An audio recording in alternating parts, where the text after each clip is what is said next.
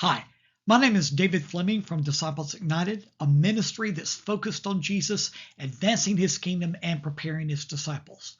Now, today, as we learn more about praying like Jesus, we're going to look once again at the Lord's Prayer, which is the model prayer that Jesus has given us in teaching us about prayer. Now, this is vitally important that you catch this. Jesus taught us to start our time of prayer with worship. That's right. Whenever we come to God, we always need to start our times of prayer with praise and worship to the Lord. Now, this is not how most people start praying. Most people just dig right in and start bringing all their petitions and all the things that they want God to do. But I tell you what, Jesus knows how to pray. And he says, when you come to the Lord, you approach him like this: Our Father who art in heaven, hallowed be thy name. Now, the word hallow means to render or pronounce something to be holy, to honor, to revere as holy. And that's exactly what Jesus is telling us. God's name is holy. Thus, it is to be worshiped, honored, celebrated, venerated. We are esteeming God as holy.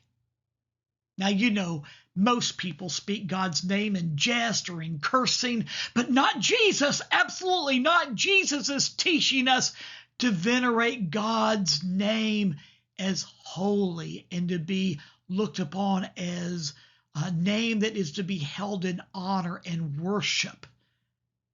When we come before the Lord, we need to begin to honor God's name. Reflect upon all the many names that God has revealed to himself by. I've taught you some of them, but begin to meditate upon these names and all the things that they have taught us about God himself, and begin to let the meanings of the names of God just sink deep inside your heart. Let it begin to minister to you. Let those names that God has given of himself begin to just sink deep inside your heart and cause you to begin to venerate the Lord and honor the Lord and worship the Lord. And then just let it overflow in your worship to the Lord. That's how we start our times in prayer. We hallow the Lord's name. We honor the Lord's name. We worship the Lord's name. Oh, you know, there's just so much to be taught from the Lord's Prayer. So join me again tomorrow. We're going to dig in some more and share with you some powerful truths that will be a great encouragement to you in your time of prayer. So I'll see you tomorrow.